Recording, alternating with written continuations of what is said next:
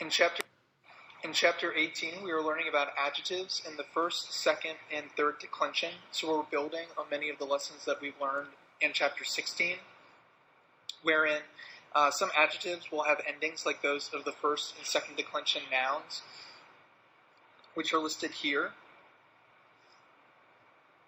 In chapter 18, we're learning about adjectives that have third declension endings, and the examples that they give are omnis, omnis, omne, which is the word for all or every in Latin. So in the same way that a first or second declension adjective can modify any noun, you can also have third declension adjectives which also modify any noun. You need to learn all 6 of these charts as well as you can. It'll just make it much easier to tell what gender, case, and number a noun and adjective pair is, and it'll make it much easier when you're translating to identify which adjective goes with which noun and how best to translate it. This chapter also provides some notes.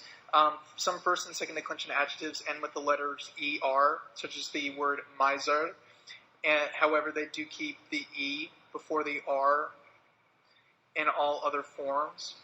So for instance, the feminine and neuter form of the masculine miser is misera and miserum.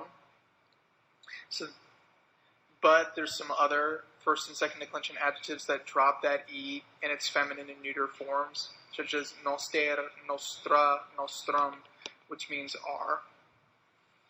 Then, most third declension adjectives will have identical forms in the masculine and the feminine, as in the word omnis, and they provide the charts for omnis above. So if you look through here, these have the exact same endings and forms, despite being 2 different genders.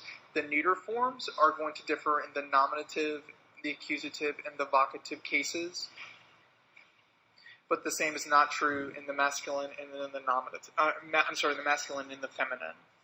So that makes it a little bit easier when you're memorizing. If you can just remember this rule, that the masculine and the feminine genders have the same forms in the third declension, it'll make it a little bit easier when it comes to memorizing these charts here, because you don't really need to memorize 6. You need to memorize 5 and remember one rule, that most third declension adjectives have identical forms in the masculine and in the feminine.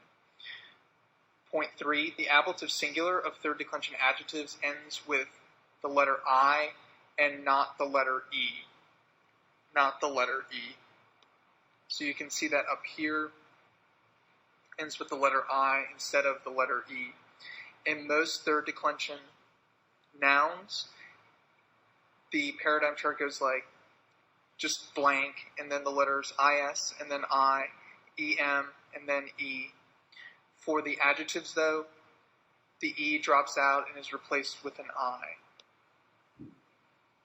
Also, typically, with third declension adjectives, the genitive plural form ends with the letters I, U, M, rather than as customary, the letters U, M in the genitive plural. The neuter nominative and accusative plurals also end in the letters I, A, instead of just the letter A, as is the case in most third declension nouns. They're also providing some other third declension adjectives, just by way of comparison, such as breves, breves, breve, short, immobilis, immobilis, immobile, motionless, incolumnis, incolumnis, incolumne, unhurt, safe, sound, omnis, omnis, omne, all, the whole, every, each, and quales, quales, quale, what sort of. If you notice here, they're spelling out the masculine form in its whole, and then providing just the endings for the for the feminine and for the neuter. So they're spelling out the masculine and then providing only the endings for the feminine and neuter forms. This they provide as a rule on the top of page 139, that most third declension adjectives are going to be written this way in your dictionary, with the masculine nominative singular form spelled out in full, and only the endings for the feminine and neuter nominative singular forms given. Only the endings. The next section on building the meaning is on noun and adjective agreements, which stipulates that adjectives agree with the nouns that they modify in gender, case, and number. So the declension of the nouns and the adjectives does not matter. What matters is that they have the same gender, case, and number. So for this example here, multas vilas, multos agros, multas arbores. Multas is from the word multus, multa, multum. It's an adjective, and it's changing its endings depending on the word that it modifies. So when you have, quote, many villas, many country houses, villas is feminine and accusative and plural, and therefore multas needs to take a feminine, accusative, and plural form. Same in this next clause, multos agros. Agros is masculine, accusative, and plural, and so multos has to take a masculine, accusative, and plural form. And then lastly, multes arbores. Well, arbores is a third declension adjective. That es ending here is going to be accusative or nominative, depending on context. It's plural, and the word itself is feminine.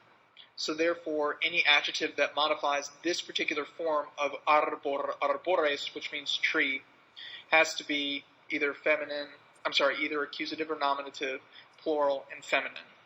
Given that the form that they give here, multas, is feminine and accusative and plural, then we can safely rule out that arbores here, the context, necessitates that it's an accusative form and not nominative.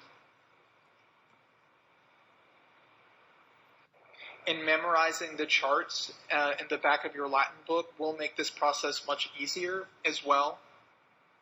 So let's go ahead and start on exercise 18B.